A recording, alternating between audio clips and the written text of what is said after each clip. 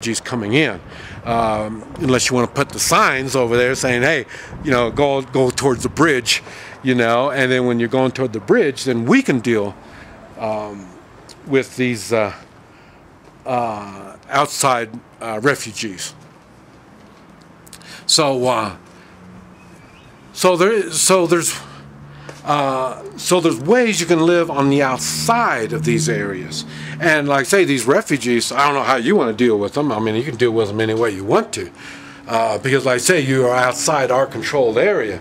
And then you want all these refugees, you know, camping out on your place and staying there. And I'm not talking about overnight stuff. I'm talking about they're going to start, that's where they're going to stay. They brought their camper and they're going to stay there. Okay, well, you know, it's the same thing with them. We have no obligation for them. Talking about the morals, you know, our moral responsibility is the people on the inside. And we allow these people to come on the inside. And now, if you're thinking, boy, you know, you've got the say-so on who's going to stay in your community and who's going to, you know, have the protection and stuff like that. And yes, you're right. And it's not just me, it's basically everyone in the community has got the same say-so.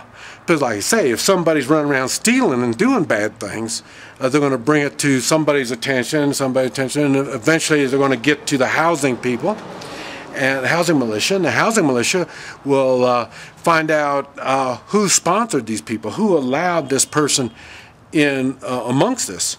And so this is how that's going to work. And see, now I'm sure a lot of people are going to give me shit on this stuff, but you know, I'm not saying all this stuff will, because it kind of, if it's done right, it's really a perfect type of association that we've constructed. But the thing is, I'm not. You can make it work for a short amount of time. That's what I was talking about. For a few months, maybe a couple, 2 or 3 years, you can make it work like that. The longer this thing extends out, the more open it's going to be to corruption. Because next thing you know, you're going to want a mayor. We want to vote for whoever's, you know, the camp manager, and so, you know, eventually it's going to turn into shit. But what I'm trying to do is set up something that's going to work within 24 hours. And I mean, you can start it within 24 hours, and it should work for a short amount of time. And it should work pretty much flawlessly. Now, a lot of it, people are going to think, well, I'm not going to give you all the food that we have. Well, you don't have to. The thing is, and then that's another thing, you'll be eating, well, 2 meals a day, and that should be good. It should be good enough. And it's all going to be prepared for you. We'll probably have the eating time, and I'm sure there's going to be people that are going to, especially the heavier laborers, they'll probably come in and get a third meal and stuff like that. I mean, because the kitchens are going to be cooking pretty much constantly, and not so much 24 hours a day, but I say through the daylight hours for sure. And just like we're talking about the refugees moving, they eat first thing in the morning, first daylight. They eat a good meal, and then a couple hours before darkness, you find a place to settle in, and then you make your fire and you eat and do all this kind of stuff. And it's basically the same way we'll go on this, because they're basically under the same restrictions as traveling refugees. And that is, like I say, we only have so much heat, we only have so much electricity.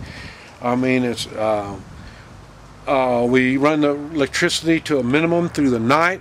Hopefully we can keep the freezers full and cold, and refrigerators, stuff like that. A full refrigerator stays colder better than one that's half empty. So that's what I'm saying. They'll be able to use less electricity, be able to turn it. If all the food's in there already cold, you can turn your freezer or refrigerator off, and it'll keep the coldness. So, but the thing is, you know, at first, when I originally first started thinking about this, I thought what I was going to do is, whenever it was time to eat, you come in and you bring cans of food. The volume of what you're going to be eating is what you bring. So in other words, you have a gallon can of something, and that is worth maybe 2 or 3 meals. So you and your wife and, you know, your kids, you know what I mean, for a gallon can of food. And that gallon can will be used in the next meal and this type of stuff. I thought about having people do it like that. But I'm just not sure. These are things that are just going to have to be worked out. Now, for sure, the people that are outside our boundaries, now they might want to come in and get something to eat. And, you know, hey, I don't blame them. I mean, they don't have any, they might not have all the refrigerator, electric, and all that kind of stuff too. And they don't want to use all their time cooking, because they need to use their time on keeping up their whatever spread they got. So what they'll have to do is, like I say, bring food in and trade food for meals. You know, so, and same thing on when it's well, what do you call them, refugees or transits that are going through. It'll be basically the same thing with them. What they're going to have to do is, you know, they can, like I say, in our particular case, we got creeks and rivers, so they can go fish and get something to eat, or go dig up some worms, or, you know, whatever. We'll have a fire pit there, so they can build a fire in that pit. You know, I mean, they can do what they want, but at the same time, if they've been, let's say they're driving and they've got canned foods with them, and, you know, the canned food starts getting a little heavy, well, they can trade, what I say, a gallon can of something for, you know, 2 or 3 or 4 meals. You know what I mean? So, and then, like I said, we don't let them come into our area to eat, because, like I say, we don't want them to know what we have. But what they can do is say, here, I got a gallon can of food. Can you give us some food for this? And then, yes, and then we'll get some. And I'm talking about that. When you're in transit and you are what do you call it, a refugee, it is nice if you have some kind of a mess kit somewhere, because there's going to be times when you're going to come upon people that do have food, but they might not have plates and stuff for you. You know, so, and that's what and, you know, like I say, if you were to call out there and say, yeah, we'll give you, and then, you know, don't be surprised if you get your food served to you on a flat piece of wood or a piece of metal or something like that, with no forks and spoons and all that kind of stuff. You know, don't be surprised. I mean, after all, this, you know, we're dealing with food now. We're not dealing with, you know, a whole complete dinner set up, you know. So, and now the people in our community, they will come in and they'll, you know, we'll have plates and stuff to take care of ourselves. But see, we don't want to use water to clean up your mess, so we're not going to give you plates and stuff like that. I mean, it's food. You want food? We're going to give you food, and we'll trade you with food. So what I'm saying is there's ways you're going to be dealing with all this stuff, and a lot of it is going to be on-the-job training. But to speed up the system, you really need to have 3-man militias already set up.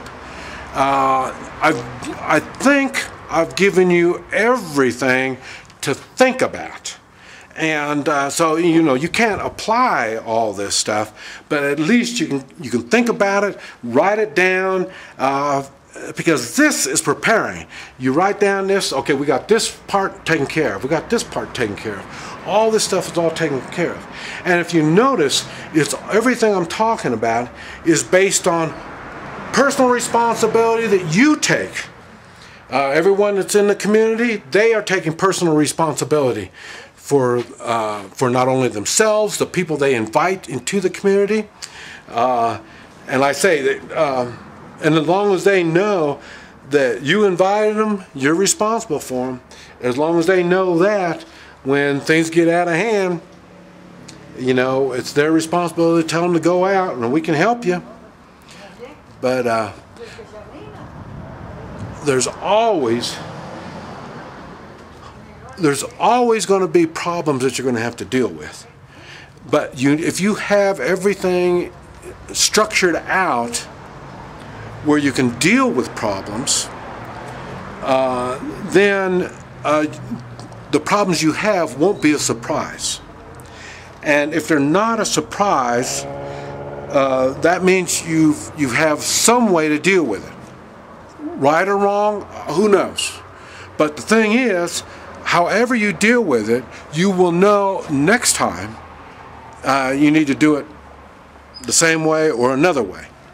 And but we need to do all this. You need to have all this stuff at least in mind, if not in place. Now I've got all of it. Of course, I've got it all in mind already. In place, I've got probably less than half in place. So in other words, you're thinking, well, you know, he's got everything together. No, I don't. I am far from that. That's why I need to get back to my real home and get back there. And like I say, I'm really everybody's got a job. Everybody's got work. Everybody's got responsibilities. I don't have any of that stuff.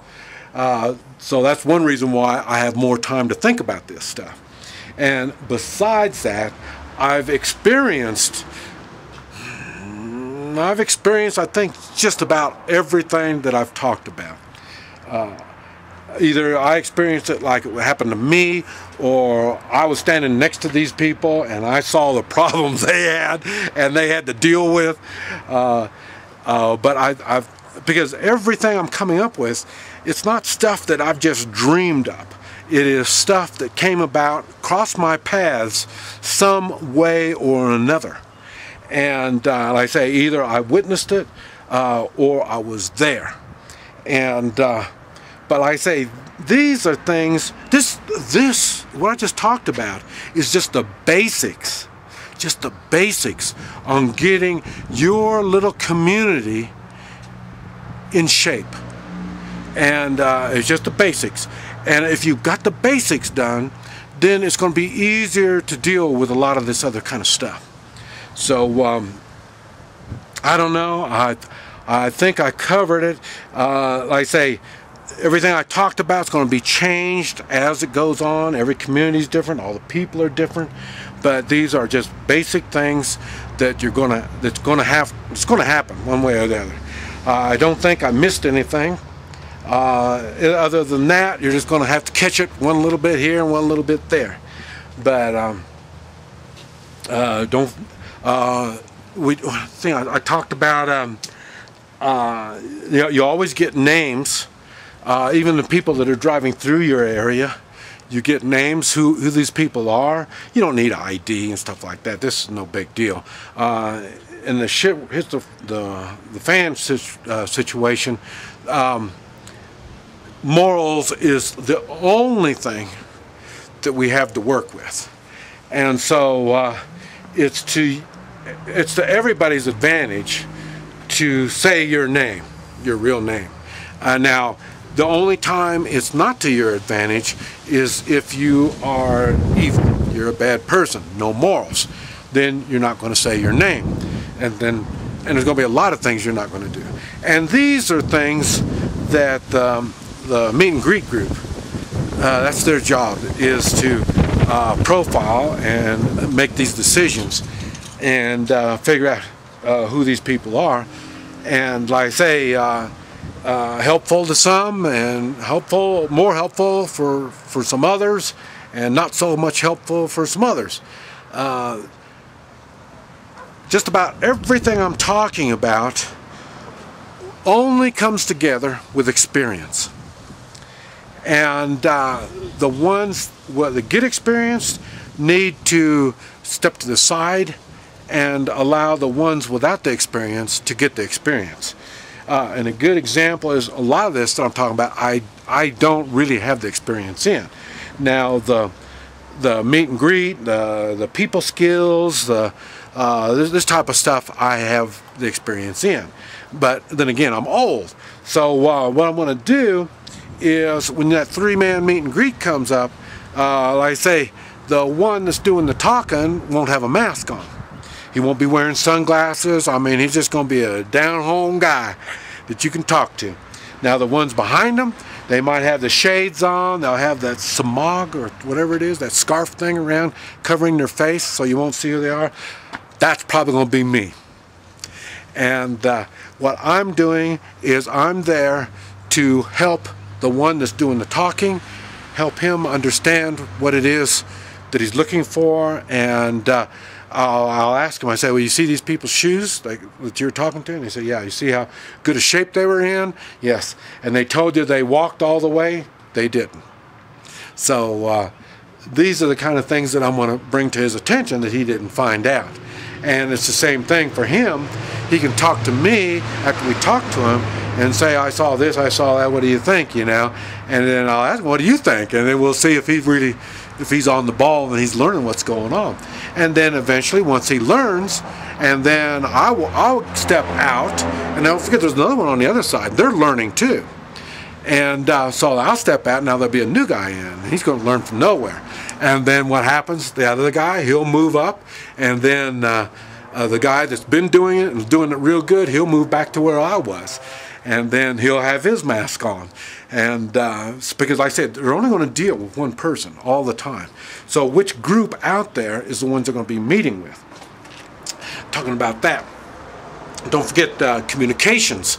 You have a communications team, and this communications team is going to have to really be on the ball on all types of communications. You're going to need long-range communications. Like in my particular case, line of sight, we can see some mountains probably 10 miles away. And I'll see we can have another group over there using mirrors, signals, you know, this type of stuff to let us know if weird things are happening, stuff like that. I don't know. So it's going to be like Morse code. We have radios. We're working on radio systems, short wave. Short wave is so we can communicate with the outside world. We're going to have radiation, chemicals. So then one of the oldest tricks in the book to get people out of their sanctuary is you tell them, you know, there's radiation. We had a truck wreck over here and there's radiation coming all over. You really need to get out of here. You got 5 minutes to get out. Or they'll do chemicals, a chemical spill, and you have to get out and all this kind of stuff. So in other words, it's misinformation that they're giving you. And so that's why if you have a radiation team or a chemical team, what they can do is, oh, you got radiation over here? Well, here, we got a team. We can go over there and check it out for you. You see, that's it. So it's not, that trick isn't going to work. And then the radiation team can find out how bad a radiation it is and what if there's precautions we can do. If not, then we're going to have to see what our options are. And the radiation team will know these options. That's why you need people that have the knowledge in all these particular fields.